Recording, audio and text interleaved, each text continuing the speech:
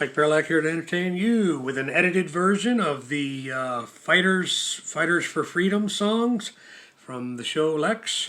Yo way ho, vare, yo he ra, jarum rudenji, long stair road that leads to peace.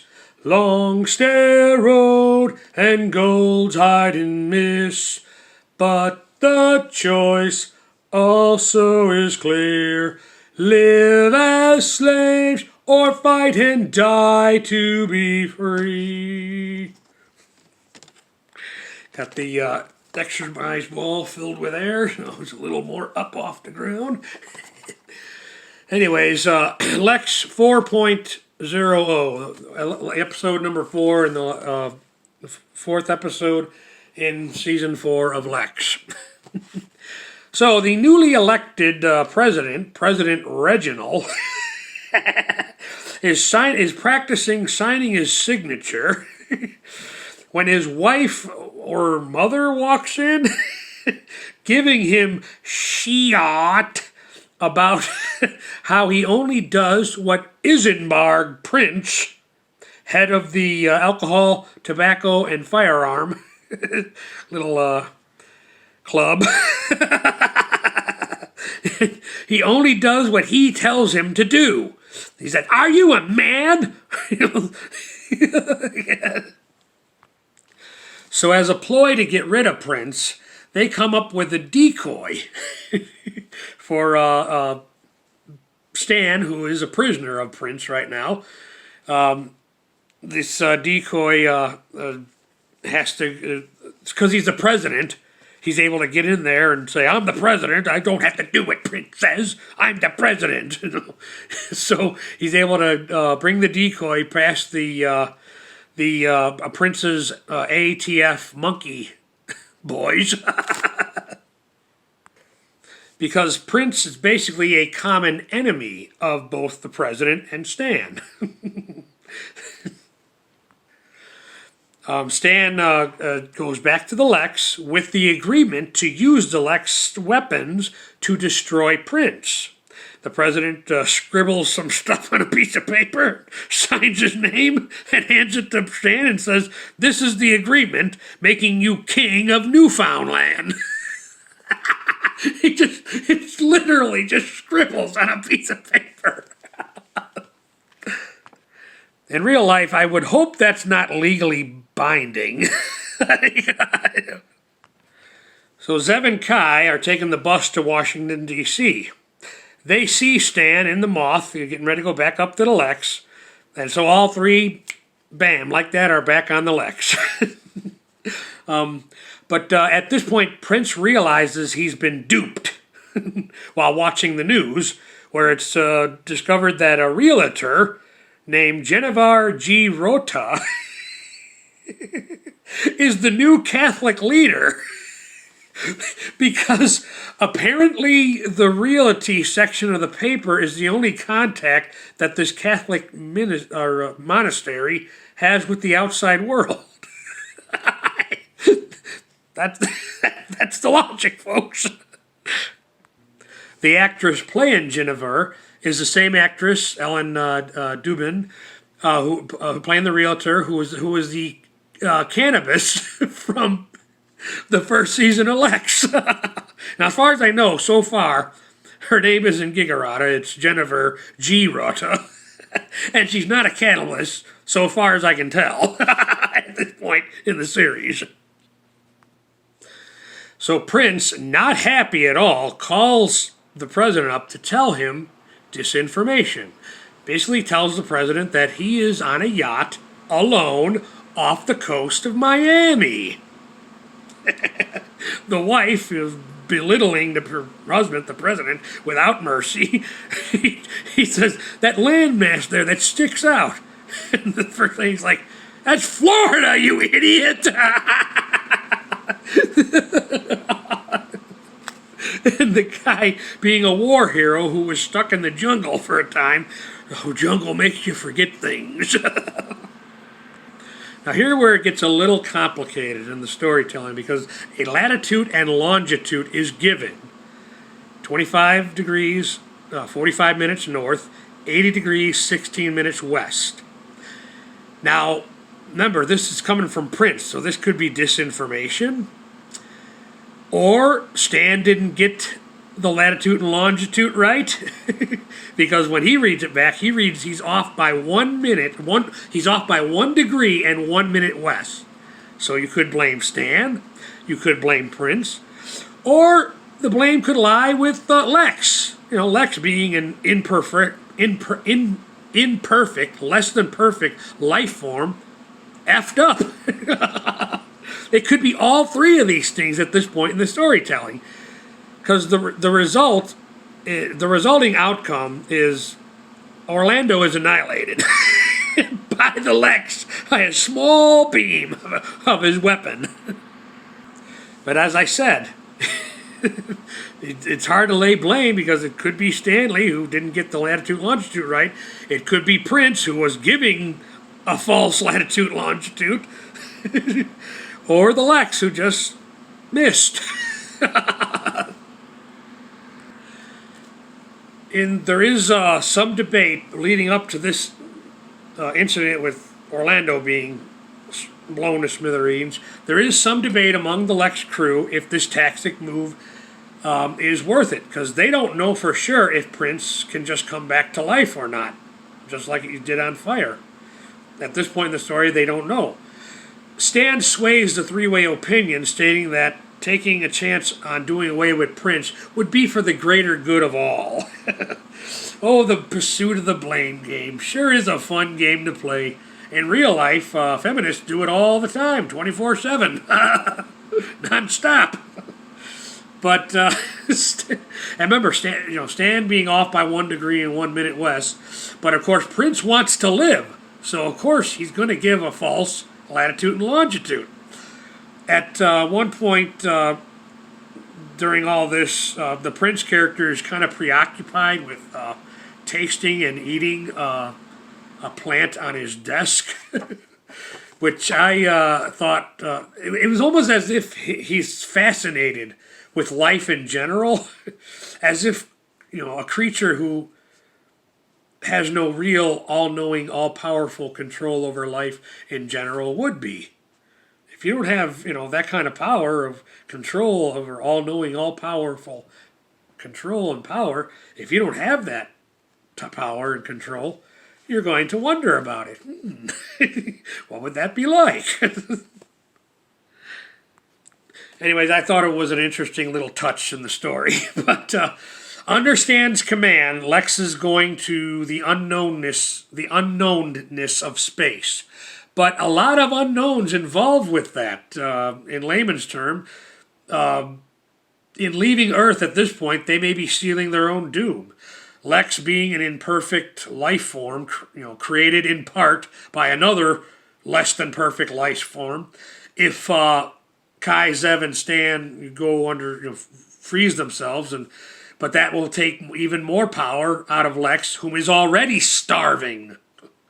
So Stan orders him to eat Holland, which sparks a three-way debate, 4 if you count 790, about if doing this is morally right.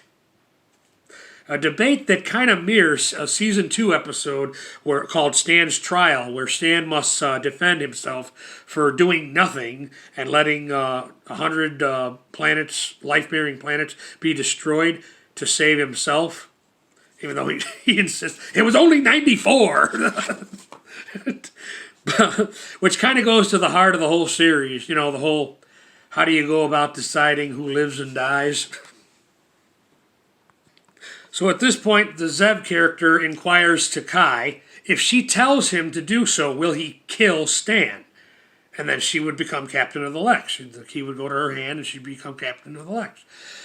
To which Stan says, no, buddy, Kai, you can't do that. Besides, if she orders you to kill me and I order you not to kill me, those orders cancel each other out. And Kai says, yes, but blowing up, having Lexx eat Holland tips the scales. morally speaking. All this amounts to an intense sequence in the episode that ends with the Lexx crew basically stuck between a rock and a hard place. Okay, meanwhile, Prince invites the U.S. top journalist to the White House to explain why Orlando is gone. And in this scene, there's a military general who I think represents the extreme right, and I think the First Lady, who already exists in the story, represents the extreme left.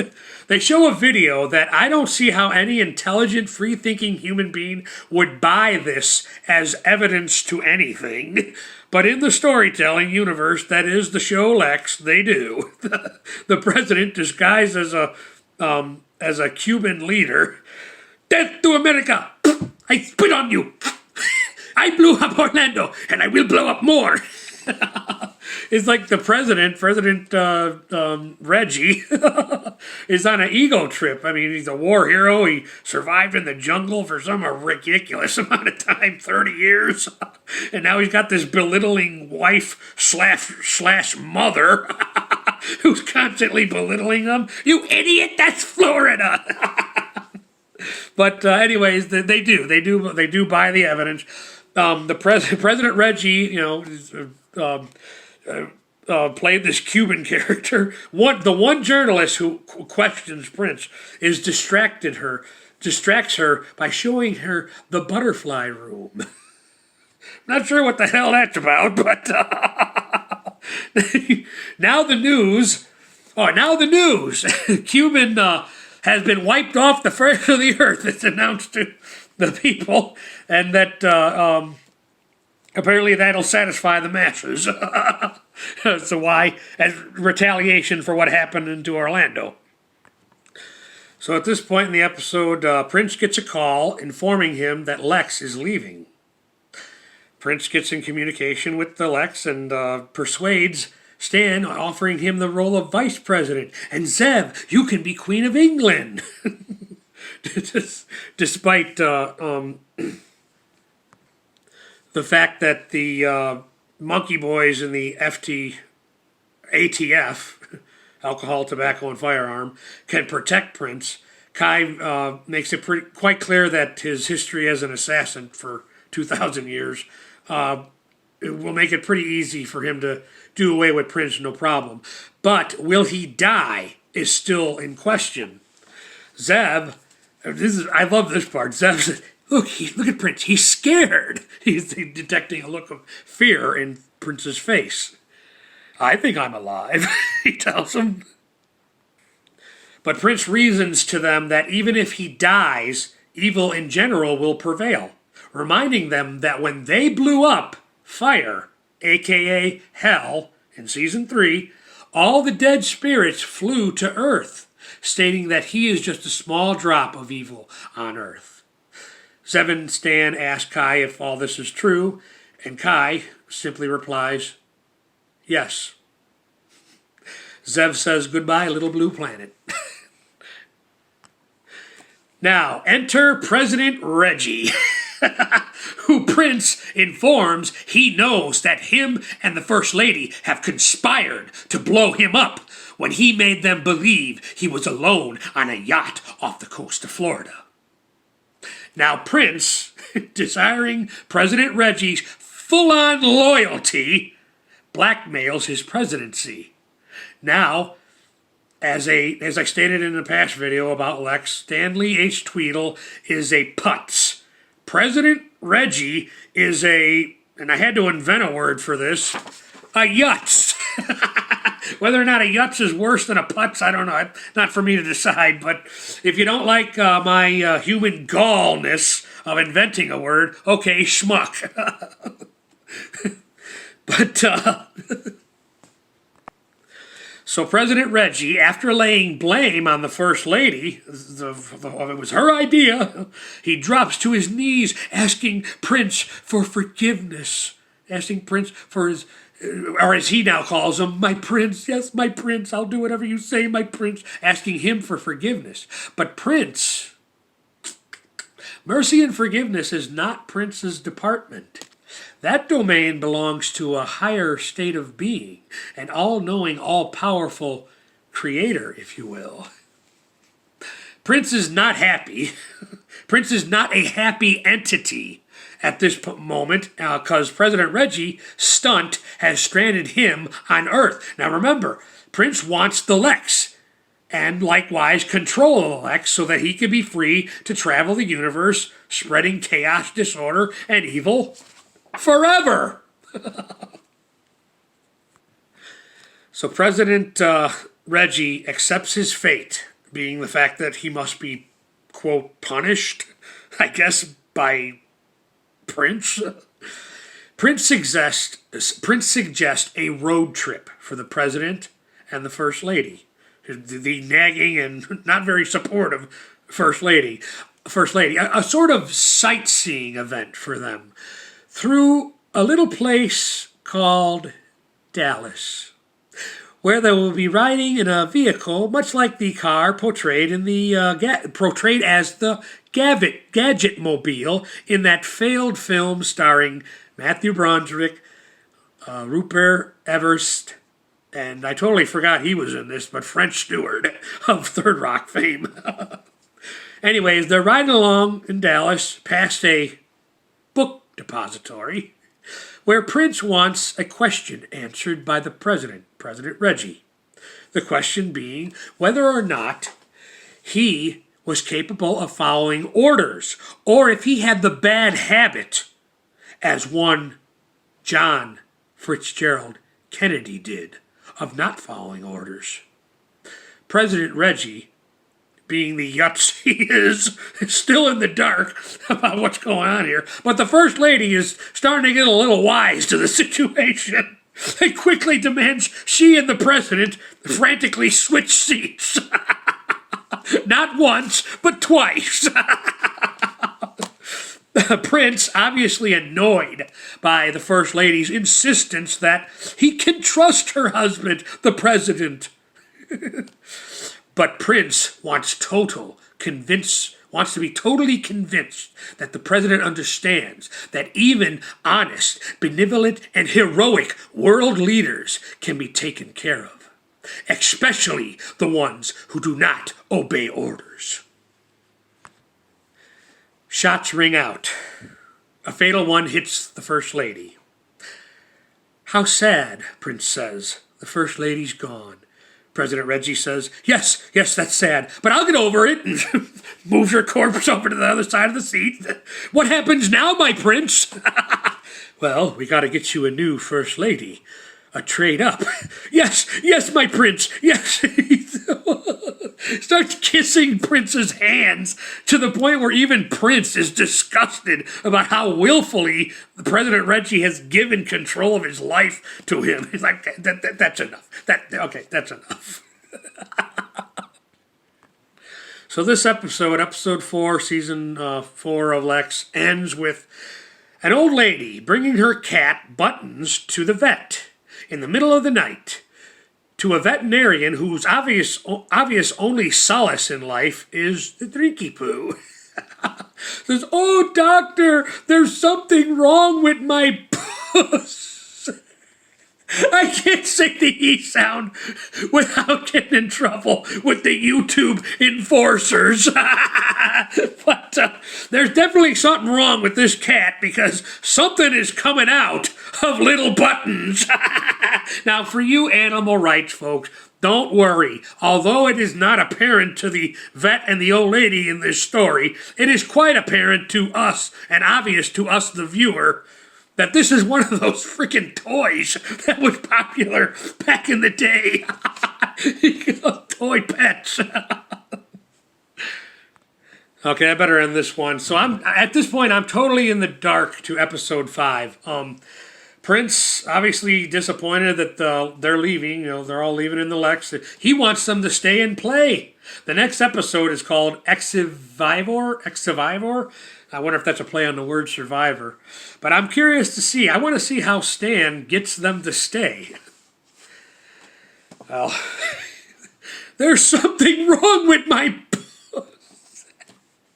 Okay, Mike Fairlack, thank you for your time.